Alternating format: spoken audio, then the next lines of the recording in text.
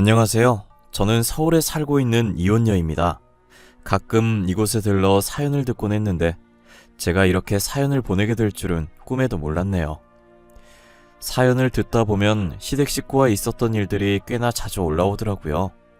저도 이번엔 시댁에 배신을 당한 적이 있어서 그 사건에 대해 사연을 보내보면 어떨까 싶어서 이렇게 익명으로 용기를 내어 쓰게 되었습니다. 저는 남편을 만난 뒤부터 온전히 저를 위해 살았던 적이 없었던 것 같아요. 저에게 있어서 늘 남편이 1순위이며 제 인생보다는 남편 인생을 지켜주려고 노력했었어요. 하지만 그건 정말 바보 같은 행동이었다는 걸 최근에서야 알게 되었어요. 자신의 인생만큼 중요한 건 없는데 저는 무엇을 위해 남편의 인생을 먼저 생각했을까요? 결국은 이렇게 이혼을 해서 다시는 안 볼 남남으로 살고 있는데 말이죠. 저는 대학교 1학년 때 축제에서 좋아하는 다른 과인 남편을 만나면서 군대도 기다려주고 대학 졸업하고 교사가 될 때까지 옆에서 묵묵히 응원해주고 뒷바라지를 해왔었어요. 제가 하고 싶어 했던 것들도 다 포기해가면서 남편 교사 만들어주겠다고 노력했었죠. 학교를 다니면서 각종 아르바이트를 다 했었고 졸업해서도 전공과 전혀 다른 일을 해왔었어요. 오로지 남편의 교사직을 목표로 두고 말이에요. 저는 평범한 집안이었지만 남편은 가난한 집안이었기 때문에 교사 준비할 돈이 없었어요. 어차피 저는 등록금을 부모님이 내주셔서 돈 벌 이유가 딱히 없었지만 남편을 위해 제가 자처해서 대학생 때부터 일을 하기 시작했던 거예요. 편의점 아르바이트도 해보고 고깃집 아르바이트도 해보고 학교 앞 맥주집 아르바이트도 해보고 대학생이 할 수 있는 아르바이트는 다 해봤다고 해도 과언이 아니었을 정도였어요. 열심히 알바해서 모은 돈으로 남편 등록금에도 보태주고 책 사는 비용에도 보탰었어요. 남편은 자신을 위해 힘들게 일하는 저를 보며 항상 미안해하고 고마워했어요. 내가 방학 동안 모은 돈이야. 이번 학기 등록금에 보태고 남는 돈은 책 사는데 보태. 내가 지금 너한테 해줄 수 있는 게 이것밖에 없어서 너무 미안해. 너가 뭐가 미안해. 내가 너무 미안하고 고맙지. 내가 이 돈을 받아도 되는 건지 모르겠어. 너는 굳이 일 안 해도 되는데 괜히 나 때문에 매번 고생하고 정말 미안해. 그런 말 하지 마. 진짜 기운 빠져. 나는 너가 아무 걱정 없이 공부에만 몰두했으면 좋겠어. 그리고 그렇게 미안하고 고마우면 나중에 임용고시 합격으로 빚 갚아. 알겠지? 제가 괜찮다고 해도 남편의 얼굴엔 미안함이 가득하더라고요. 저는 남편의 표정을 보고 웃으면서 그렇게 고마우면 임용고시 합격으로 갚으라고 했죠. 남편은 옅은 미소를 띄우고는 고맙다고, 나중에 빚 다 갚겠다고 저를 꽉 안아주더라고요. 가만히 남편 등만 쓰다듬으면서 아무 생각하지 말고 공부만 열심히 했어요. 주변에선 결혼할 사이도 아니면서 굳이 왜 고생하면서까지 뒷바라지를 하냐고 하더라고요. 남편이 공부는 정말 잘하는데 돈 없는 집안 때문에 꿈을 포기하기엔 너무 안타깝다고 했어요. 결혼을 할지 안 할지는 모르지만 지금은 사랑하는 사람이니 최선을 다해 도와주고 싶다고 했죠. 당시 친구들은 저를 한심하다고 했지만 저는 언젠간 제 노력이 빛을 볼 날이 올 거라고 생각했어요. 저는 사장님들이랑 친해져서 졸업 후에도 하고 있던 아르바이트들을 계속했어요. 그 돈으로 혼자 조용히 공부할 수 있게 남편 고시텔도 잡아주고 그 외 필요한 것들도 사다 줬어요. 남편도 제가 자기를 위해 노력하는 만큼 딴짓하지 않고 공부를 열심히 해줬고요. 그래도 노력은 배신하지 않는지 남편은 임용고시 합격했고 그토록 바라던 교사가 될 수 있었어요. 운이 좋게 앞으로 출근할 학교도 남편 집과 가까운 곳으로 발령이 났더라고요. 저는 교사 된 기념으로 남편에게 서프라이즈 파티를 준비했어요. 남편은 제가 준비한 이벤트에 고맙다고 저를 껴안더니 어린아이처럼 울기 시작하더라고요. 우리 이제 고생 끝났어. 다 끝난 거야. 그동안 너무 고생 많았어. 나 너 없었으면 교사는 꿈도 못 꿨을 거야. 너무 고마워. 고맙다는 말밖에 할 수가 없어. 아니야, 고맙긴 뭘. 교사가 된 걸 진심으로 축하해. 아이들한테 배울 점 많은 선생님이 되어줘. 나는 너가 해낼 줄 알았어. 너무 장해. 너도 나만큼이나 고생 많았어. 내가 이거 줄 날만 기다리면서 항상 5단에 넣고 다녔어. 임용고시 합격하면 주려고 했는데 오늘 드디어 이걸 너한테 줄 수 있게 됐네. 손 내밀어봐. 이게 뭐야? 반지? 공부하느라 밖에 나갈 틈 없었을 텐데 이런 건 또 언제 샀어? 반지가 생각보다 많이 비싸더라고. 지금은 내 형편이 좋지 못해서 비싼 건 못 해주지만 이제 돈 버니까 앞으로 돈 모아서 더 비싼 반지 손에 끼워줄게. 그러니까 나랑 결혼해줄래? 그러자. 나는 좋아. 진짜 매일 품고 다녔던 거야? 반지 너무 이뻐. 나한텐 이 반지가 세상에서 제일 이쁘고 제일 값비싼 반지야. 너무 고마워. 남편은 제게 갑작스러운 프로포즈를 했고 저는 남편의 프로포즈를 받아주었어요. 이제 저와 남편 둘 다 고생은 끝이라고 행복한 일만 남았다고 생각했어요. 하지만 저희만 좋다고 해서 결혼을 할 수 있는 게 아니었어요. 프로포즈를 받고 정식으로 결혼 허락받기 위해 남편 집에 갔었는데 시어머니께서는 아르바이트 신분으로 있는 저를 못마땅히 여기셨죠. 아이, 너는 교사 된 지 며칠이나 됐다고 벌써부터 결혼할 여자를 데려오는 거니? 그것도 올바른 직장 없이 아르바이트는 하고 있는 여자를 말이야. 눈이 이렇게 낮아서야 뭐... 어머니, 말 함부로 하지 마세요. 이 사람 없었으면 저 교사 못됐어요. 저 교사 만들어준 건 다 이 사람입니다. 그리고 그동안 어머니께서 해주신 게 뭐가 있어요? 이게? 이제 좀 컸다고 애미한테 눈을 부릅뜨고 얘기하네? 그렇게 좋으면 둘이서 알아서 결혼해. 네 인생이니 말리진 않으마. 안 그래도 그럴 생각이에요. 저희도 어머니한테 손 벌릴 생각 하나도 없어요. 그냥 허락만 받으러 온 거죠. 그럼 허락한 줄 알고 나가볼게요. 남편은 제 손목을 잡고 일어났고 시어머니는 떠나는 저희 뒤통수에 대고 싸가지 없다고 자식 키워봤자 다 소용없다면서 혼자서 궁시렁거리셨어요. 이렇게 나와도 되는 거냐고 물어봤지만 남편은 상관없다고 하더라고요. 어차피 자기가 누구랑 결혼하든 상관 안 할 거라고 하면서요. 편치 않은 마음으로 저희 부모님께 인사드리러 갔고 저희 부모님은 시어머니와 달리 제가 좋으면 된 거라고 남편과의 결혼을 흔쾌히 허락해 주셨어요. 저희는 모아둔 돈이 없었기 때문에 결혼식 없이 혼인신고만 먼저 하고 저희 부모님 도움으로 자가는 아니지만 전셋집을 구해 신혼집으로 꾸미며 살았어요. 저는 그날 남편이 그러고 나와서 시어머니와 다시는 마주칠 일이 없을 줄 알았어요. 하지만 저희 집을 어떻게 아셨는지 찾아오셔서는 배고프다고 저보고 밥을 차리라고 하더라고요. 어찌됐든 남편을 낳아주신 분이고 제 시어머니이기도 하니 밥을 준비했어요. 예, 너는 요리할 줄 모르니? 간이 하나도 안 되어 있잖아. 이런 걸 우리 아들한테 먹이는 거야? 변변한 직장이 없으면 집안일이라도 잘해야 할 거 아니야? 저희 둘 다 싱겁게 먹어서 일부러 간을 약하게 한 거예요. 입맛에 안 맞으면 제가 다시 간해서 드릴게요. 이리 주세요. 됐어. 그냥 먹지 뭐. 너 교사 남편이랑 사는 거 쉬운 거 아니다. 그러니까 잘해. 아르바이트나 하는 네가 우리 아들 만난 건 아주 봉 잡은 거지. 안 그러니? 어머님, 저도 남편 교사 만드느라 고생 많이 했어요. 저도 날로 먹은 거 아니에요. 이 못 배워먹은 게 시애미한테 따박따박. 야, 다 우리 아들이 잘나서 교사 된 거야. 우리 아들 머리 좋아서 교사 된 거라고. 이게 어디서 기어오르려고 해? 입 아프게 말해봤자 시어머니랑은 말이 안 통할 것 같아서 대충 네네 하면서 대답만 해줬어요. 시어머니는 계속 저희 집에 찾아와서 이런 식으로 밥 내놓으라 하고 제 속을 뒤집어 놓고 가셨죠. 저는 뒤늦게라도 하고 싶은 공부를 하려고 남편과 의논해서 일을 쉬고 있었어요.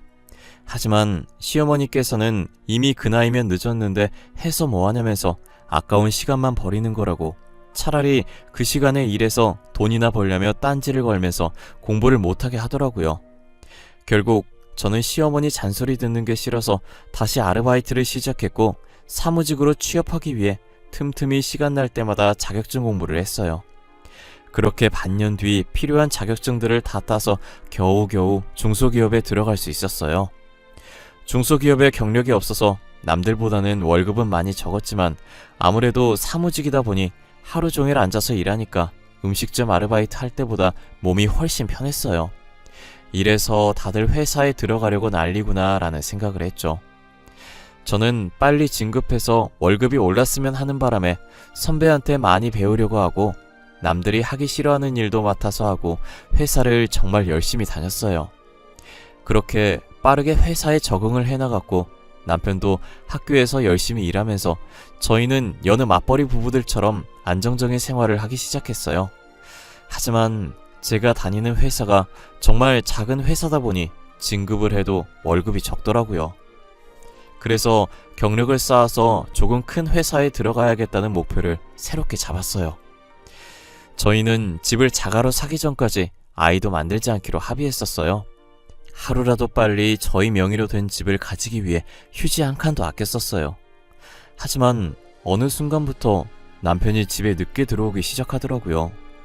술을 마신 것 같진 않은데 온전한 정신으로 매번 귀가 시간이 늦어졌어요. 요새 자꾸 늦게 오는데 무슨 일 있냐고 물어도 다른 선생님한테 돈 문제로 고민 상담하다 보니 얘기가 길어졌다고 하는 거예요. 당신 요즘 왜 이렇게 집에 늦게 와? 술 먹는 건 아닌 것 같은데. 당신 학교에 무슨 일이라도 있는 거야? 얼굴도 안 좋아 보여. 그냥 다른 선생님한테 고민 상담하다 보니 얘기가 길어졌네. 요즘 둘 다 돈 문제로 고민이 많거든. 그 선생님도 집 살려고 우리처럼 아등바등 하더라고. 아, 그래? 하긴 요즘 서울에서 집 구하기가 하늘의 별 따기지. 돈도 돈이지만 아예 집이 없으니까. 그 선생님도 머릿속이 많이 복잡하시겠네. 그래서 퇴근하면 둘이서 이야기하느라 시간 가는 줄 모른다니까. 그래도 우리는 둘이서 돈 버는데 그 선생님은 혼자라 더 힘들 거야. 아, 아직 결혼 안 하셨나봐. 혼자서 힘들 텐데 집 살려고 열심히 사시네. 진짜 대단하시다. 우리도 그렇게 열심히 살면 얼른 집 살 수 있을 거야. 돈 때문에 너무 스트레스 받지 마. 여보, 혹시 내가 내일 술 좀 마시면서 얘기하려고 하는데 돈 좀 줄 수 있어? 용돈이 다 떨어져서 돈이 없네. 10만 원만 줄 수 있을까? 아직 중순밖에 안 됐는데 벌써 돈이 다 떨어졌어? 알겠어. 내일 출근할 때 10만 원 줄게. 그렇게라도 스트레스 풀어야지. 내일은 당신이 그 선생님한테 한턱 쏴. 저는 몰랐었는데 남편이 집 문제로 꽤나 스트레스를 많이 받는 것 같았어요. 그렇게 동료 선생님과 같이 한잔하면서 속 좀 풀라고 조금씩 돈을 줬었어요. 그런데 그게 습관이 된 것 마냥 계속 이런 약속 저런 약속이 있다며 돈을 달라더라고요. 그렇다고 큰 돈을 요구하는 것이 아니라서 아껴 쓰라고 하면서 매번 달라는 대로 줬었던 것 같아요. 제가 자신이 달라는 대로 주기 시작하니까 간이 배 밖으로 나왔는지 금액도 점점 커져가더라고요. 이젠 이유도 말 안 해서 한 번은 왜 그렇게 돈을 자주 많이 달라고 하냐고 하니까 교사보다 교수가 더 좋은 것 같다고 대학 교수 되고 싶어서 준비 중이라고 하는 거예요. 저한테 말했으면 팍팍 지원해줬을 건데 왜 진작 말 안 했냐고 물어보니 괜히 열심히 일하는 저한테 신경 쓸 일 하나 더 쥐어주고 싶지 않았다더라고요. 저는 남편이 교수가 되는 것도 나쁘지 않다고 생각해서 학생 때 임용고시 준비 도와줬던 것처럼 똑같이 제가 쓰는 돈을 더 아껴서 남편을 아낌없이 밀어줬어요. 하지만 교수 되는 것이 좀처럼 쉽지 않은지 저만 보면 한숨을 쉬기 시작하더라고요. 그런 남편의 모습을 보니 제가 돈을 지원해주는 것 말곤 대신 할 수 있는 게 없어서 속상했어요. 거기다 남편이 학교를 옮기게 됐는데 집이랑 거리가 먼 학교로 발령이 난 거예요. 저희가 살던 집이 남편 학교와도 가깝고 제 회사랑도 가까워서 출퇴근하기 좋았거든요. 남편이 제 직장 때문에 선뜻 이사 가자고는 말 못하고 오피스텔을 하나 구하겠다고 하더라고요. 솔직히 저도 남편이 생각한 것처럼 저희 회사가 가까워서 이사 가고 싶은 생각이 없었어요. 그렇다고 남편을 여기서 출퇴근 시키자니 왕복 3시간이라 힘들 것 같아서 오피스텔을 구하라고 했죠. 제가 집 구할 때 같이 알아봐 주겠다고 했는데도 굳이 자기가 구하겠다고 더 이상 짐들기 싫다고 하면서 시어머니랑 둘이서 집을 보러 다닌 것 같았어요. 남편에게 용돈 없어서 돈 받아갔었는데 오피스텔 들어갈 돈은 있냐고 제가 보태준다고 하니 시어머니께서 보태주시기로 했다고 한사코 거절하더라고요. 이상하게 남편이 계속 제게 선을 긋는 듯한 느낌이 없지 않았어요. 그렇게 남편이 오피스텔을 구해서 나간 지 3개월이 되었을 때였어요. 저는 다음 날이 주말이어서 간만에 늦게까지 드라마를 보려고 거실에서 TV를 보고 있었어요.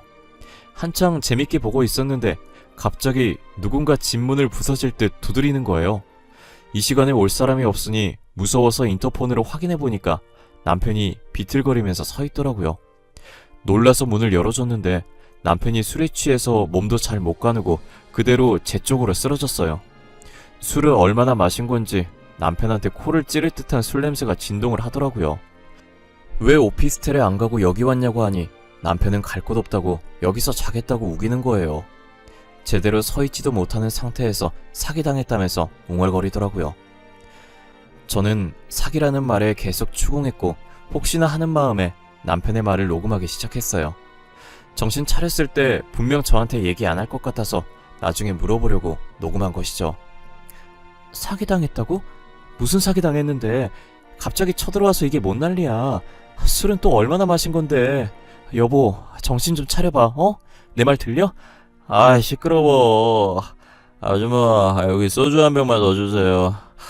오늘은 이거 마시고 진탕 취할 거야. 소주랑 돼지 껍데기 닫아주세요, 아줌마. 에? 돼지 껍데기 같은 소리 하고 있네. 여기 식당 아니야. 정신 좀 차려봐. 아니, 당신이 무슨 사기를 당했다는 거야? 무슨 사기 당했는지 말 좀 해보라고. 내 돈 다 들고 도망갔어.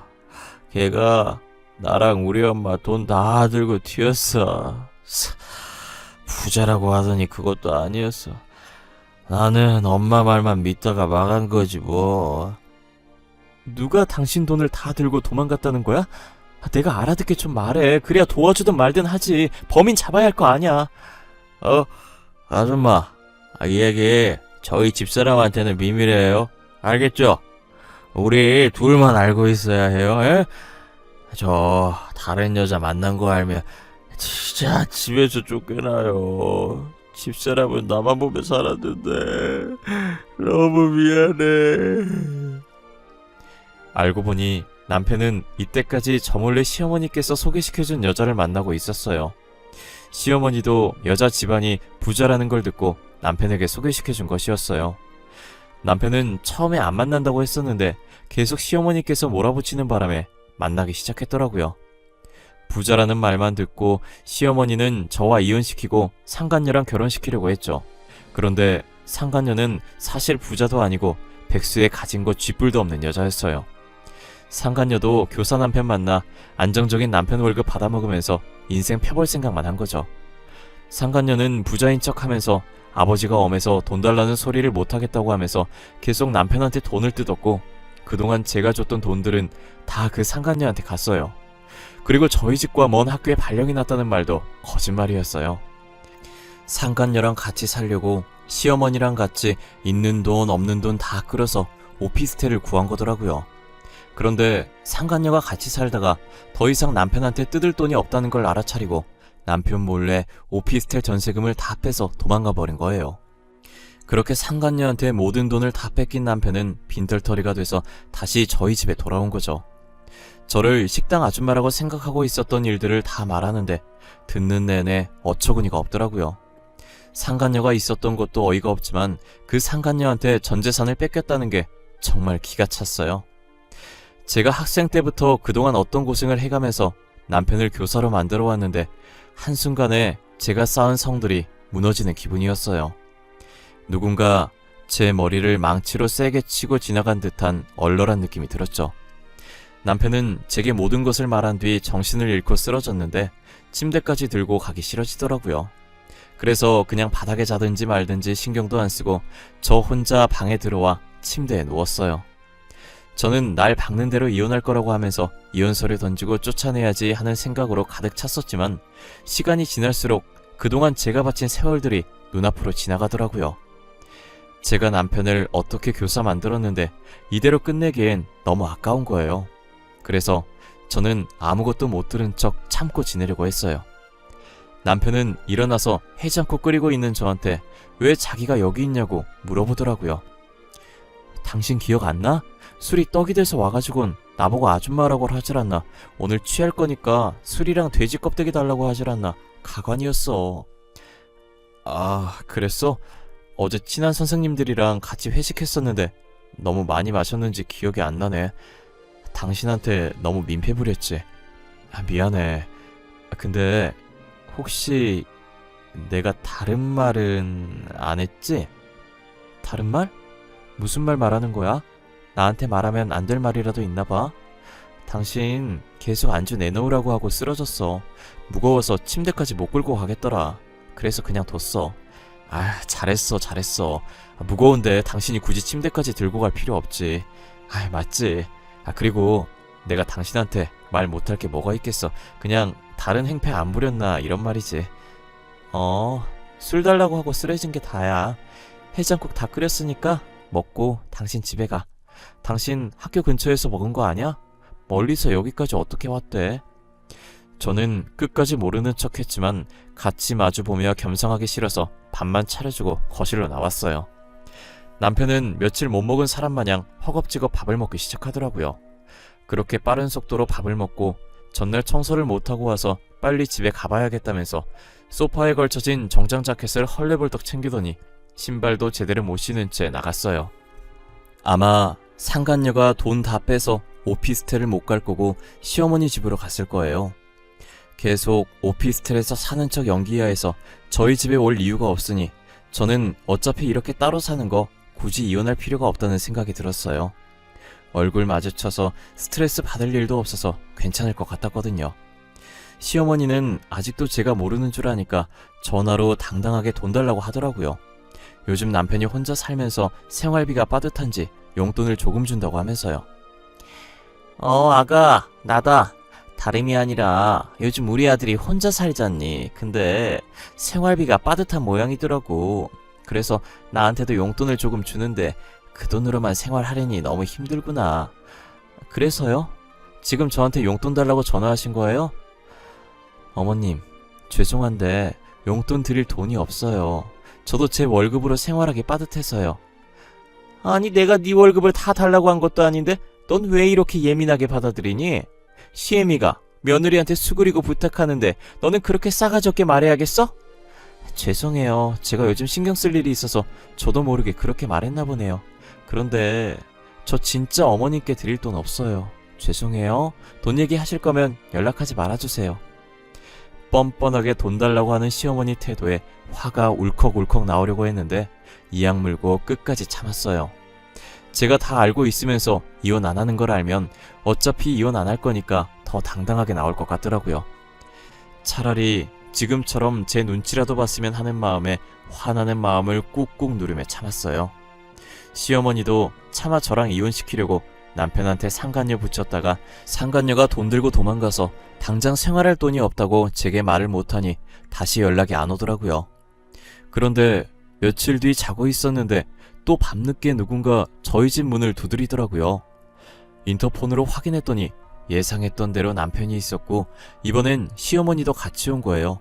문 안 열어주고 싶었는데 시끄럽게 해서 혹시나 옆집 사람한테 피해갈까봐 할 수 없이 문을 열어줬어요. 문이 열리자 우당탕거리며 두 사람이 집 안으로 들어오더라고요. 둘 다 술 먹고 제정신이 아닌 상태에서 거실 한가운데에 주저앉더니 시어머니는 울기 시작하는데 급기야 땅까지 치면서 울더라고요. 아이고, 우리 돈 어떡하면 좋으니. 그 망할 것이 우리 돈을 다 들고 도망갔어. 그게 어떤 돈인데, 우리 집 담보로 대출까지 받은 돈인데. 내 돈, 그동안 모았던 적금까지 깬 돈인데 한순간에 사라졌어. 어떻게 그래? 2억 6천만 원이 걔 이름도 아니고 나도 살면서 그 돈 처음 만져본 건데. 지금 남의 집에서 뭐 하는 거예요? 왜 저희 집 와서 난리냐고요? 다들 아무 잘못도 없는 나한테 왜 이러냐고. 사고는 지들이 쳐놓고 왜 나한테 행패야? 야, 너 여기 있었네. 내 돈 내놔. 내 돈 내놓으라고. 우리 돈 어땠어? 너 그 돈이 어떤 돈인 줄인지 알기나 해? 이 할망구가 진짜 미쳤나? 내 머리 안 나요? 당장 놔요. 나 진짜 당신들 경찰에 신고할 거야. 당장 놓으라고. 야, 이 사기꾼아, 내 돈 내놔. 내가 너한테 바친 돈이 얼만데? 오피스텔 전세금이랑 이때까지 내가 줬던 다 토해내라고. 시어머니랑 남편은 술에 취해서 저를 상간녀라고 생각하고 제 머리채를 잡았어요. 힘이 어찌나 센지 제 머리를 잡고 있는 손들을 떼려고 해도 안 떼지더라고요. 결국 저는 남편 팔을 깨물었고 남편은 깨문 부위를 감싸면서 제 머리채를 놓았어요. 그리고 시어머니 팔을 힘주면서 잡고 바닥으로 패대기 쳐서 뜯어냈어요. 시어머니가 손이 떨어지면서 제 머리카락도 같이 우수수 떨어지더라고요.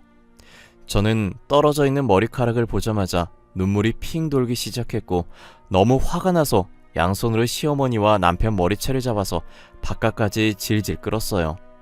그리고 그들을 패대기 치고 다시 집에 들어가려고 비밀번호를 입력하는데 언제 쫓아온 건지 남편이 돈 내놓으라면서 제 머리채를 다시 잡더라고요. 저는 팔 안쪽 살을 3개 꼬집어서 남편을 떼어놓고 빠르게 비밀번호를 입력해서 들어왔어요. 문이 닫히는 소리가 들리고 나서야 안심이 돼서 다리에 힘이 풀리더라고요.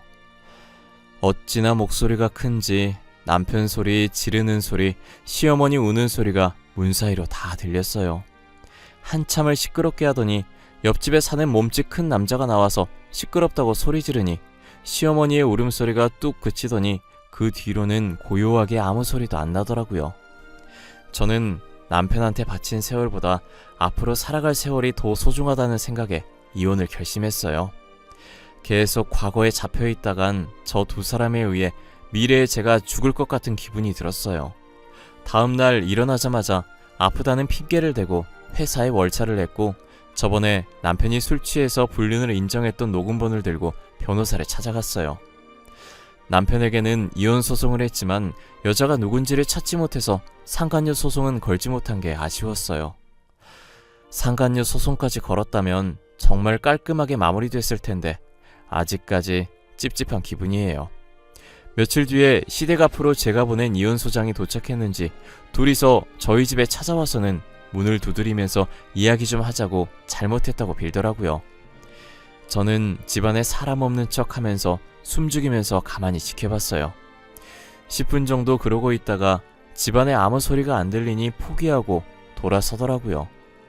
이사를 안 가면 계속 찾아올 것 같아서 집주인한테 제 사정을 다 설명하고 계약 기간이 아직 남아있었지만 급하게 전세금을 뺐어요. 회사 업무 때문에 전화번호는 차마 못 바꾸고 있었는데 시어머니와 남편한테서 전화랑 문자도 계속 오길래 진절머리 나서 결국 휴대폰 번호도 바꿔버렸어요.